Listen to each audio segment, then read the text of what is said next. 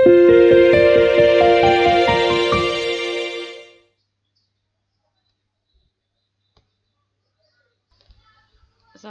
warahmatullahi wabarakatuh.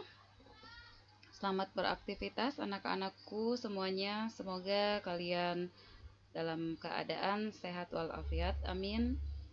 Dan dalam lindungan Allah Subhanahu wa taala. Oke, dalam pertemuan kali ini kita akan membahas tentang pengenalan khalayak humas, di mana kita harus memahami dengan judul ya, memahami khalayak humas.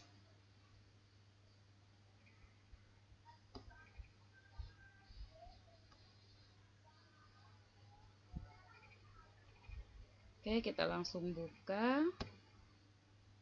slide yang pertama.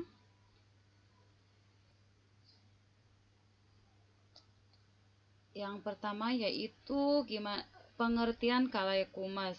1. Pengertian khalayak humas. Kalian harus paham terlebih dahulu apa itu khalayak.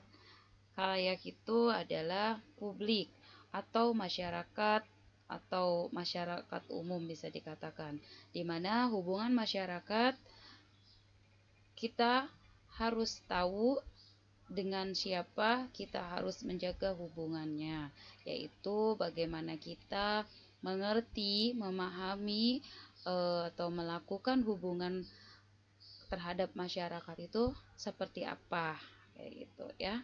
Nah, di sini ada pengertian khalayak humas, di mana khalayak itu adalah kelompok atau orang-orang yang berkomunikasi dengan suatu organisasi baik secara internal maupun eksternal.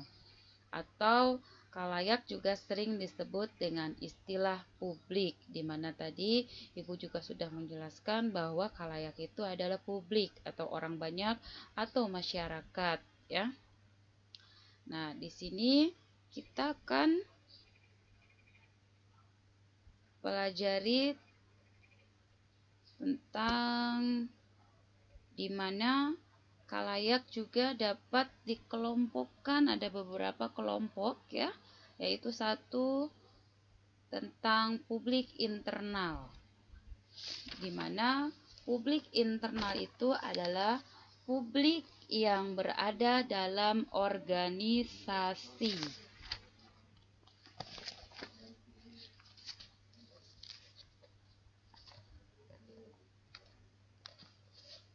Seperti kita harus menjaga hubungan dengan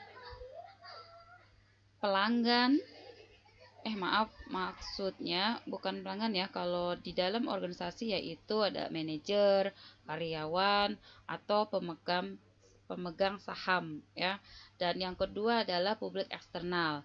Nah, bagaimana kita menjaga publik eksternal ini adalah organisasi-organisasi atau orang-orang yang di luar perusahaan kita ya, seperti pelanggan, pemerintah, atau organisasi yang di luar dari organisasi kita ya.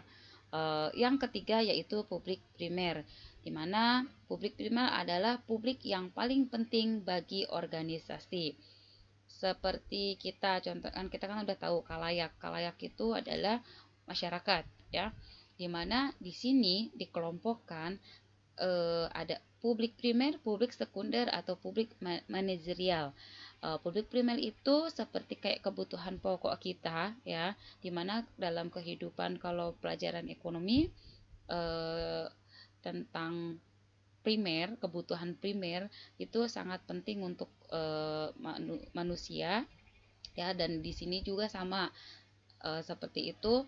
Kalau di kelompok khalayak humas, publik primer itu adalah hubungan masyarakat kepada perusahaan kita itu harus benar-benar dijaga, karena itu sangat penting untuk kemajuan perusahaan kita. Nah, dan yang kedua yaitu publik sekunder, di mana publik yang kurang penting bagi perusahaan. Jadi di sini sebenarnya sih tergantung perusahaan itu sendiri ya, bagaimana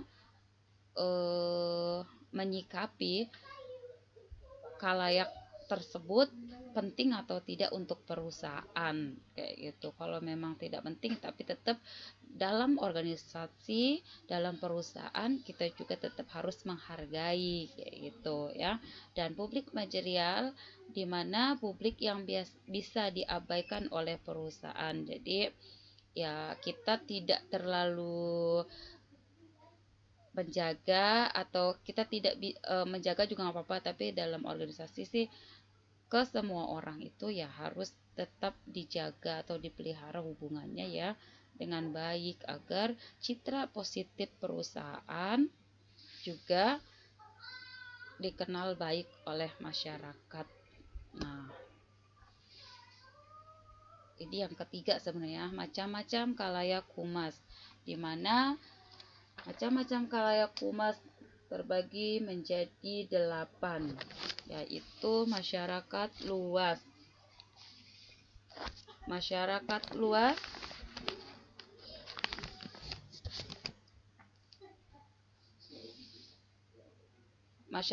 luas calon pegawai dan anggota pegawai, pegawai atau anggota pegawai, pemasok, masyarakat keuangan, distributor, konsumen dan pemakai, pencipta atau pimpinan pendapat umum, di mana masyarakat luas ini sangatlah penting ya. Masyarakat suatu organisasi jelas berbeda dengan khalayak organisasi yang lain, maka kita perlu menjaga hubungan kita dengan masyarakat luas. Dan yang kedua adalah calon pegawai atau anggota pegawai. Merupakan salah satu dari khalayak humas, sehingga harus dapat memberikan kebutuhan informasi yang diperlukan khalayak ini dengan lengkap.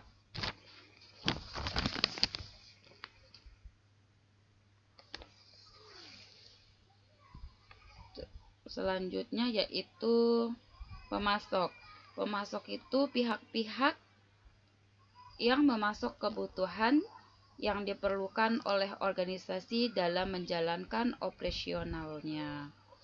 Dan masyarakat keuangan adalah dalam masyarakat keuangan ini misalkan kepada pihak-pihak bank atau bank nasional hingga pasar saham. Jadi tergantung ruang lingkup kerja organisasi tersebut ya. Selanjutnya itu ada distributor, di mana distributor itu adalah pihak-pihak yang menangani fungsi perantara antara produsen dan konsumen. Yang ketujuh, konsumen dan pemakai, yaitu konsumen dan pemakai adalah mereka yang menggunakan hasil dari organisasi tersebut. Pencipta atau pemimpin pendapat umum yaitu pihak-pihak yang memiliki pengaruh yang dapat mempengaruhi dinamika dalam organisasi tersebut. Selanjutnya yaitu hubungan terhadap khalayak internal, di mana tadi secara ini sudah diuraikan ya. Di sini kita bahas lagi yaitu tentang hubungan dengan pegawai, di mana hubungan dengan pegawai dilakukan agar untuk menciptakan hubungan dua arah secara timbal balik antara manajemen organisasi dengan pegawai. Itu sangat penting ya. Sama pegawai itu harus dijaga karena akan mendongkrak atau mewujudkan tercapainya suatu tujuan organisasi tersebut atau perusahaan tersebut. Dan yang B, hubungan dengan pemegang saham. Pada dasarnya hubungan dengan pemegang saham itu pada dasarnya kan untuk memajukan perusahaan. Karena apa ya? Karena dia yang mempunyai saham tersebut ya. Jika kita tidak bisa berkomunikasi dengan baik, tidak bisa menjalin hubungan dengan baik, maka bisa jadi nanti pemegang saham kita akan mengundurkan diri atau mencabut saham-sahamnya dari perusahaan kita. Dan yang ketiga atau C, hubungan dengan para buruh.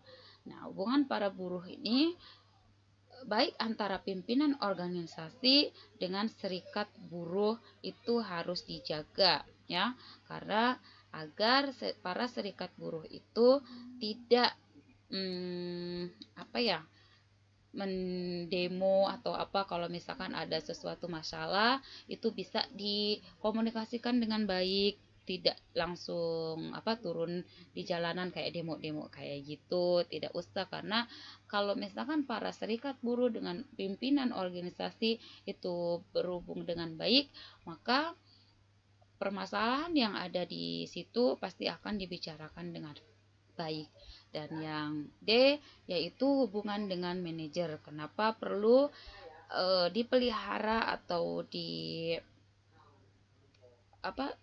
hubungannya itu diperbaik lah ya, karena dimana manajer itu adalah tetap ya yang memegang kendali perusahaan, dan juga dia itu adalah orang pilihan. Maka dari itu mereka itu benar-benar emang harus dijaga ya dengan baik, karena manajer itu sangat dibutuhkan oleh perusahaan, karena perusahaan itu juga yang mengendalikan ya manajer itu.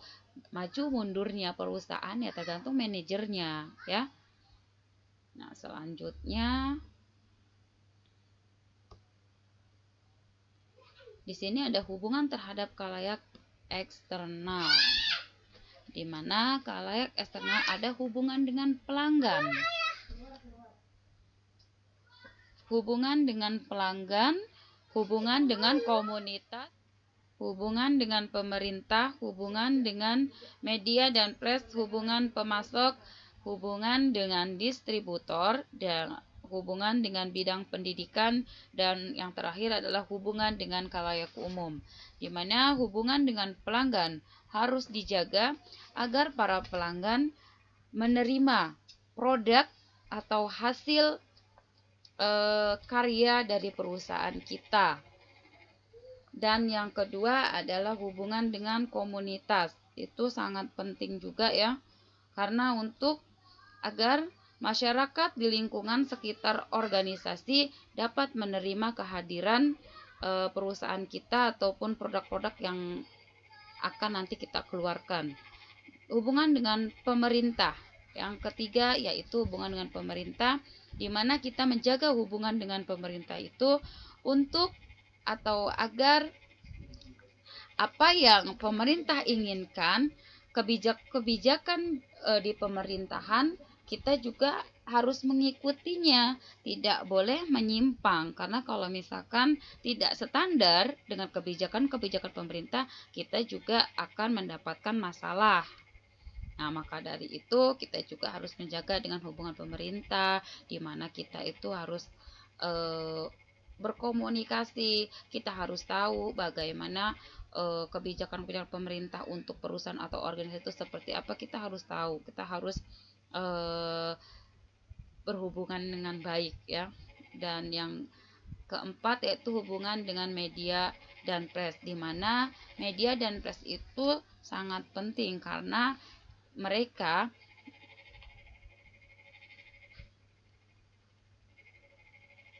memiliki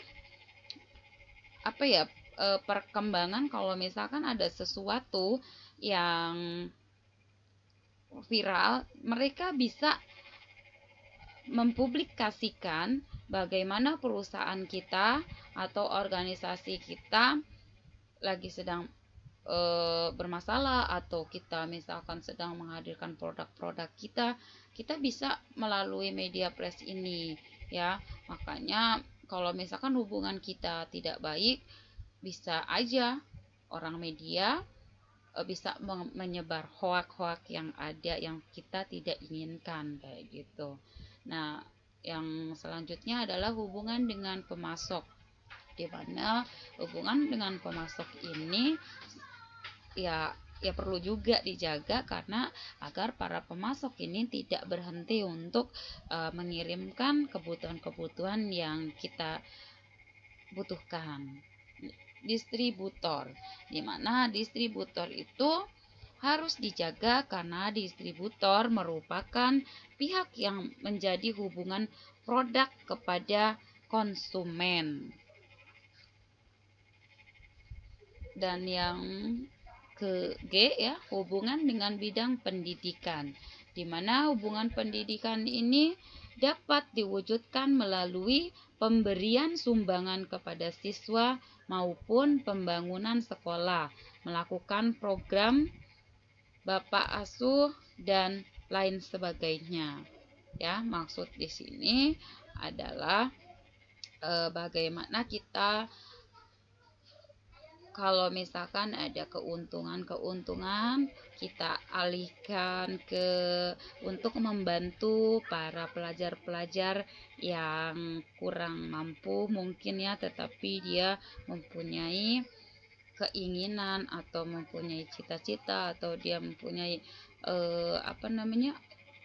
prestasi tetapi dia terandal dengan biaya, kita bisa membantu mereka ya.